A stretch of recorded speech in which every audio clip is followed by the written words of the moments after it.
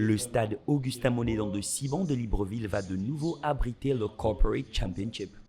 Est prévu de débuter le 16 juillet prochain, cette compétition initiée par Paul Kessiani, désormais conseiller spécial du président de la transition et en charge du département jeunesse, sport et culture, continue dans la même dynamique.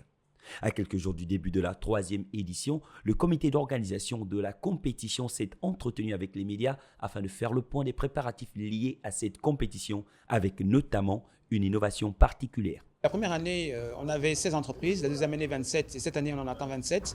Et pour équilibrer justement la principale innovation, je pense, qu'il faut retenir, c'est les têtes de série. Parce qu'aujourd'hui, en réalité, on s'est rendu compte que le tournoi était un peu déséquilibré dans certaines poules. Donc pour rééquilibrer un peu mieux justement les débats, on a décidé d'avoir des têtes de série donc sur les résultats basés sur les anciennes éditions. Donc aujourd'hui, par exemple, vous avez 3 chapeaux.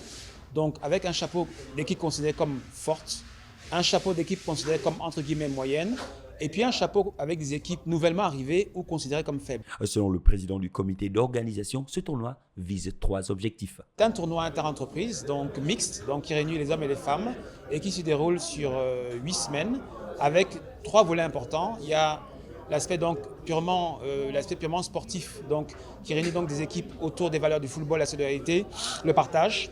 L'aspect mixité en mettant en avant les femmes, c'est-à-dire qu'aujourd'hui les femmes sont partie prenante de toutes les activités professionnelles et pour nous il était réellement important de pouvoir les valoriser à travers ce tournoi.